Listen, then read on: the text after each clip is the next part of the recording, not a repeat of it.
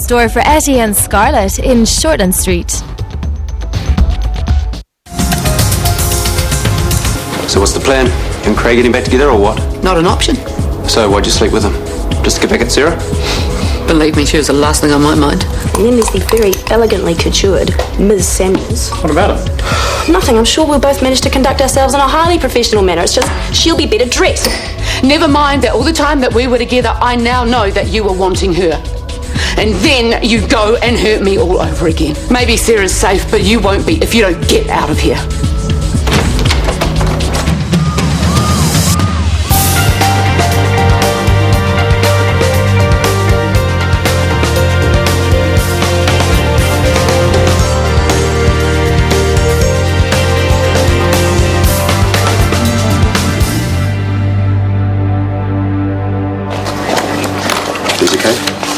Yeah, that looked fine to me, Karen. What's up? TK, do we have some kind of problem? It's none of my business. Me and Craig. You know, you can't just forgive the guy. He betrayed you, and why? Because he could. You're right, it is none of your business.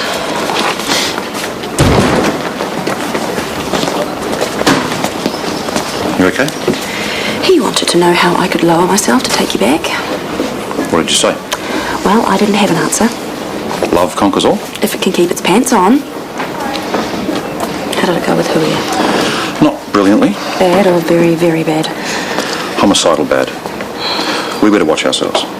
If she gets the slightest opportunity to put the boot in. Well, that's me for the day. Thanks, Libby. Good night. I just wanted to say, right on. About?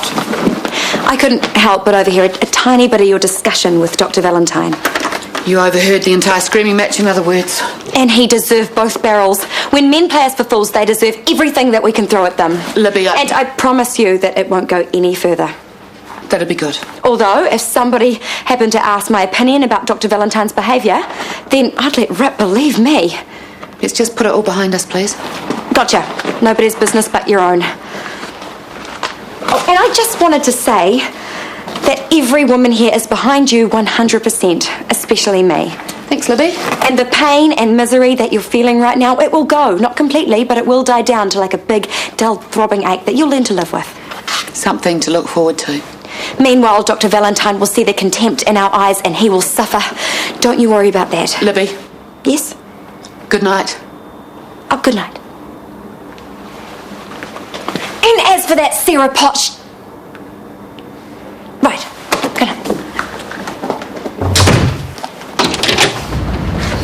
Father Hunt, bring food.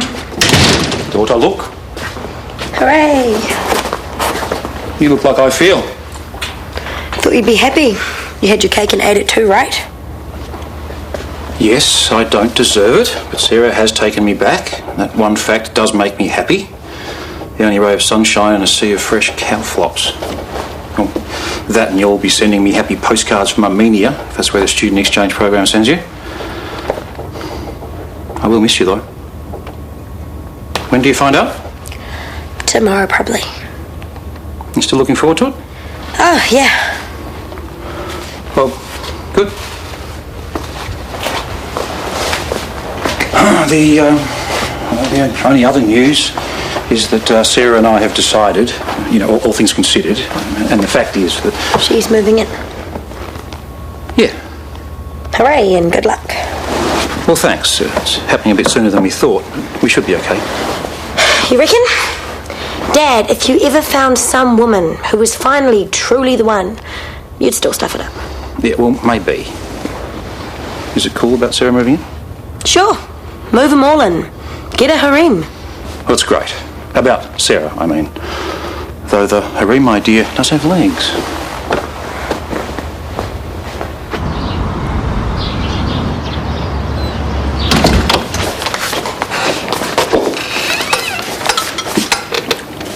From the World Student Exchange. Go on. Oh, what's the point? I blew the interview. Can't believe I told them all about my insane whānau. You might not get it, but at least you can be proud you tried. Of course course he's going to get a place. He might not. He has to be realistic. Realistic, not pessimistic. Prepare for disaster and then you can't be disappointed. Great life lesson, babe. You've been reading the Paranoid Depressive Parents Handbook again.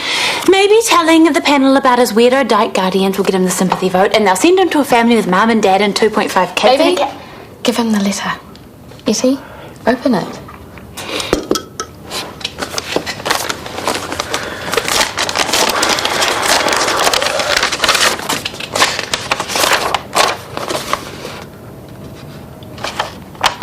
Well? No go. I'm going to Japan. I'm going to Japan! I know. The interview was a complete disaster. I don't stand a chance. Well, that wouldn't be the end of the world, you know. You've still got all your mates here. Plus me and my disastrous love life. Oh, hey, I'll get that. Thank you. Oh, morning. Hey. This was in the letterbox from the student exchange. Ta. You gonna open it later? If I need to light a fire or something. Right. Hey, we better scoot. Okay, well, good luck. Cheers. Thanks for being nice to me. Just try not to sleep with anyone else today, huh? Okay. Let me know if you hear from the student exchange. We'll crack that champagne in the fridge.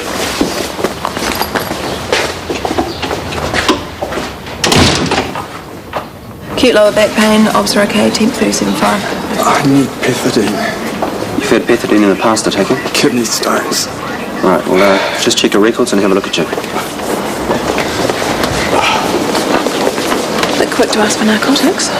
He doesn't look much like a junkie. Or some chances dress up before coming in and trying their luck.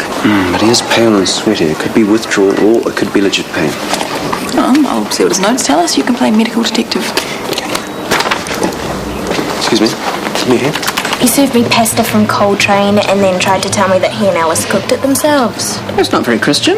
Yeah, I suppose I shouldn't really be complaining. I mean, probably avoided a bad case of food poisoning. Why don't you and Baxter come over tonight? I'll give you both some good old-fashioned home cooking. He's working late tonight, sorry. Another time, though. Another time? You should catch up with your girls.